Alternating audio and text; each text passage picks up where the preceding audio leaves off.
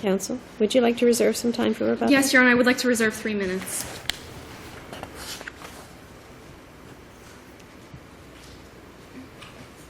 Counsel, go ahead.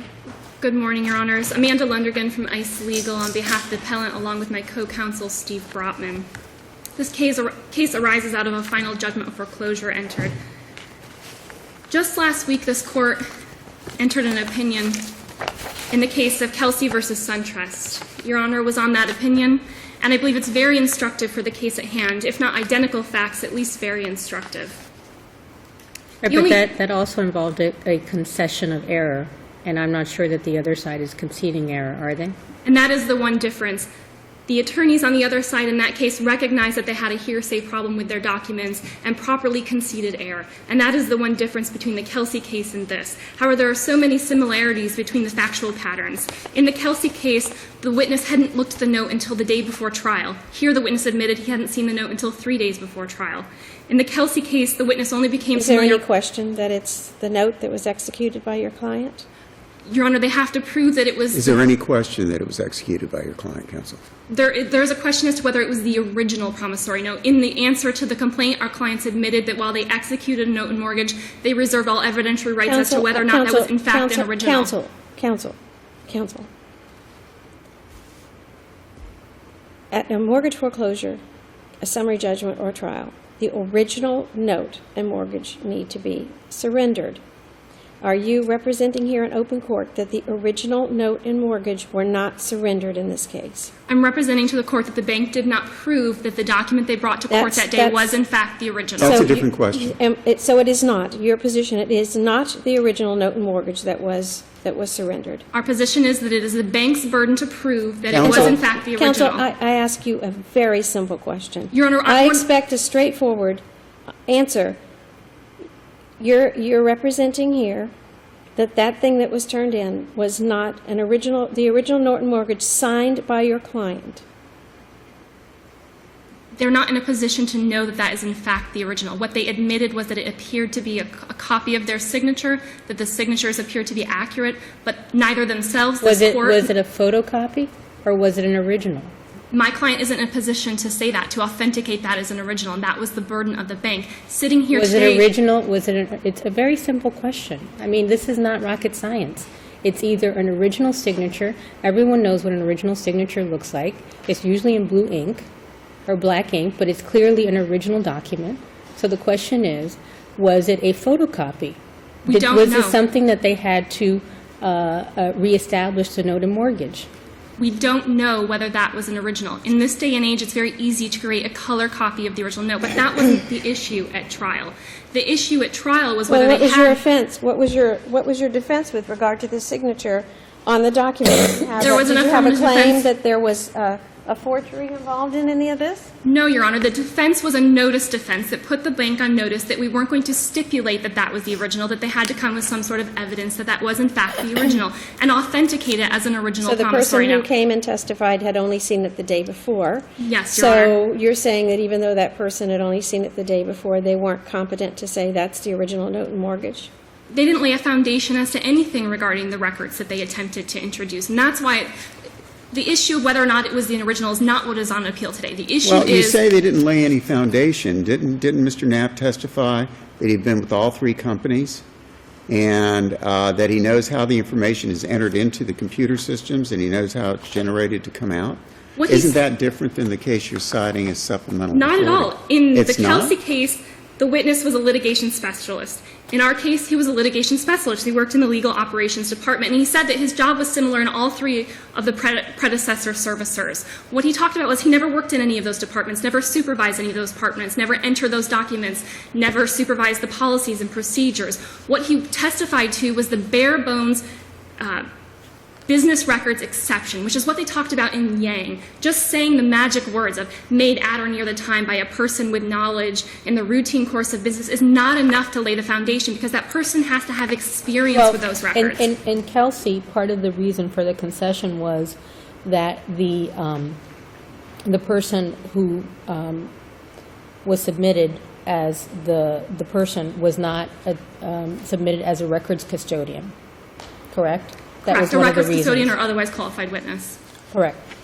And is it your position that this person here, Knapp, was not a records custodian? Absolutely. He admitted time and time again that he was not a records custodian, that he hadn't worked in any of the departments, didn't have experience with those. Simply being told what the policies of another department are is not enough. This training that these witnesses received is just another word for hearsay. He was not a records custodian. But turning to the documents themselves, the documents which the bank relied on were summaries. There's no way to escape it. Many of them were labeled summaries. The witness admitted time and time again that they were in fact summaries of other information which was not before the court, and they violated Rule 90.956 by not providing notice of their intent to rely on a summary and not providing the underlying documents. And this isn't just a technical error. This isn't just a gotcha, you forgot to comply with 90.9. So let me ask you this.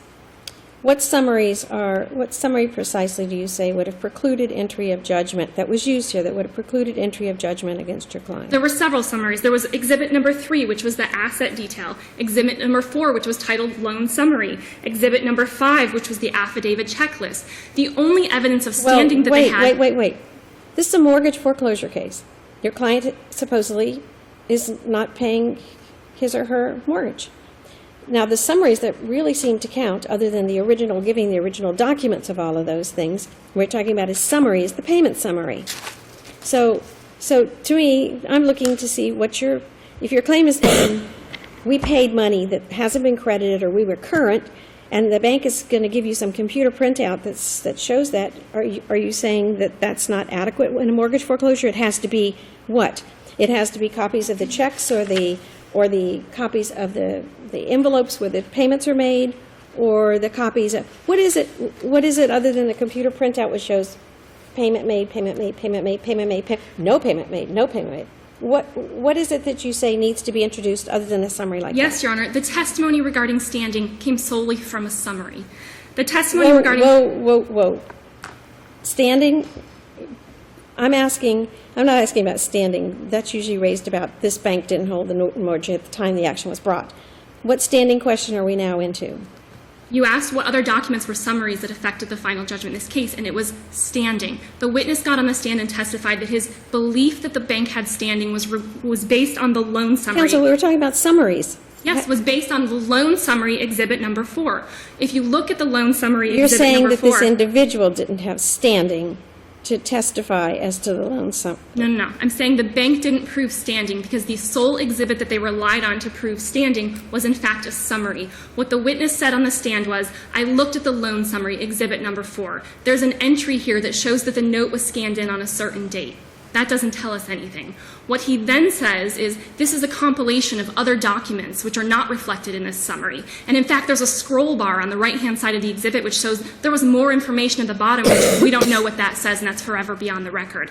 And then the witness went on... So you want the originals of everything. You wanted the originals. You didn't want summaries. You wanted originals of everything. Yes, we want the information that makes up that summary, and that's the reason behind... What were you looking for? The reason behind 90.956... What were you looking for precisely, counsel? What he looked at. He says, I looked at the copy of the note. Counsel, when I talk, you don't.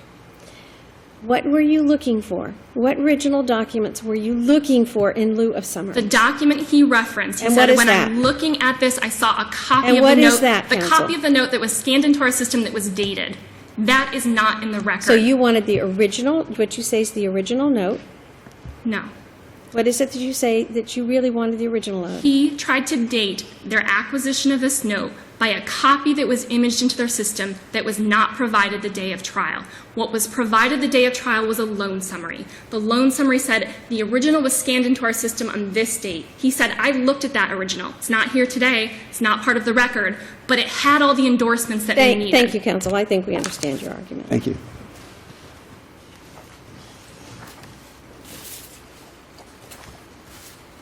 What original documents were not introduced or brought forward at trial that needed to be brought forward? The original note, the original mortgage?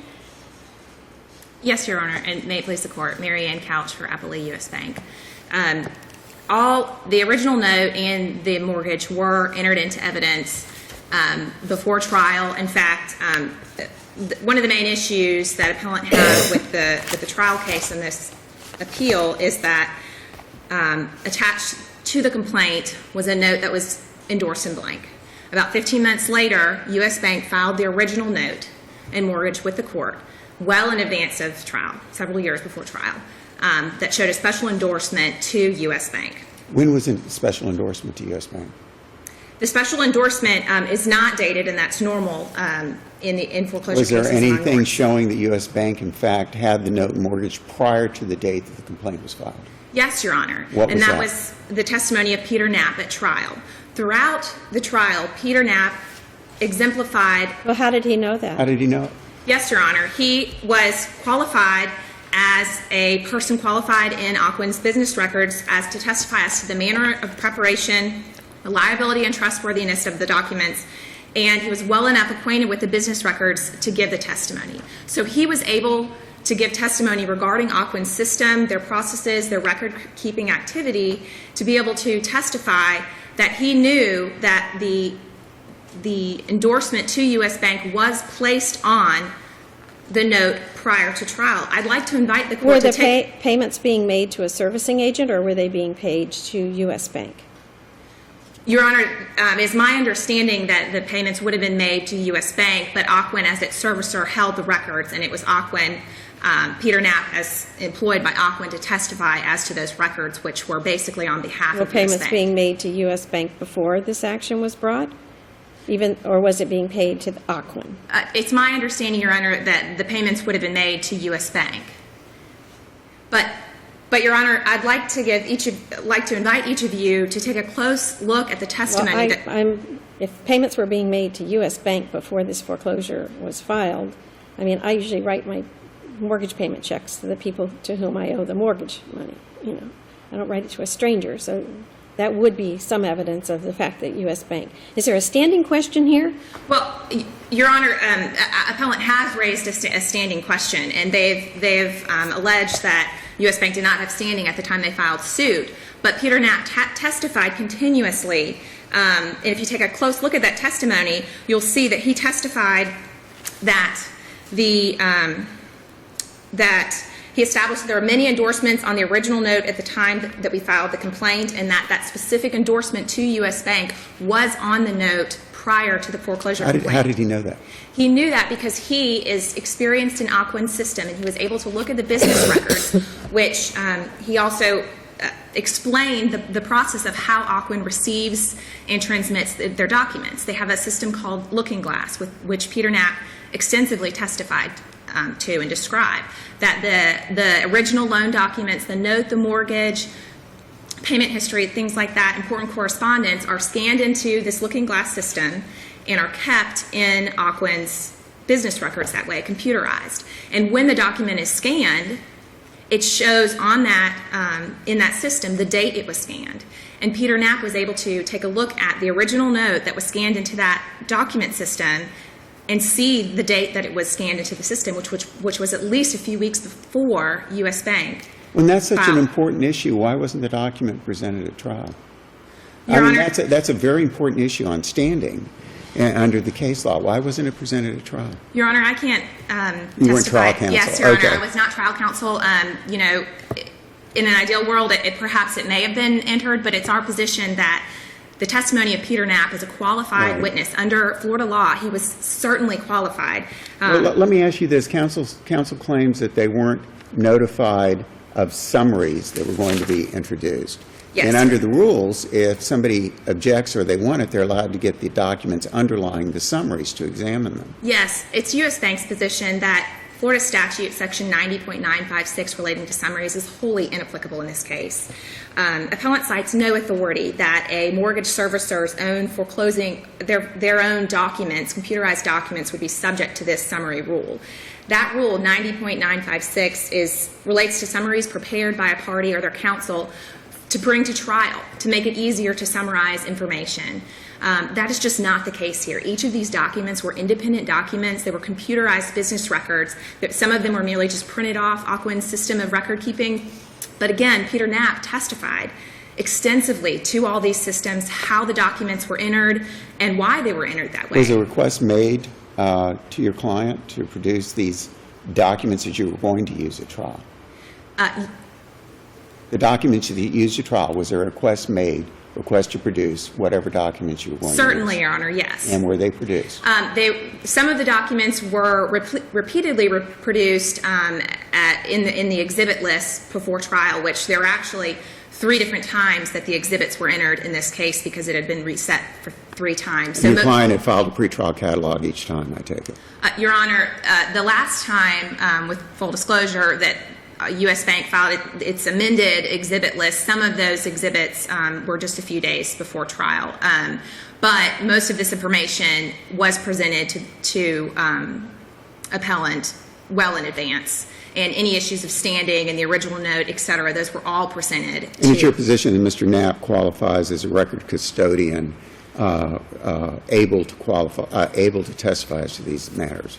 Your Honor, it's either that Peter Knapp was either a records custodian or an other qualified witness. And under Florida law, that means that the person is someone who, by the very nature of their training in the systems, is able to tell the court what that document purports to be. It is what it purports to be. And it's our position that even though he wasn't necessarily a records custodian, that he was certainly well qualified to testify as to Ocwen's business records. He has been in the mortgage industry for over 9 years.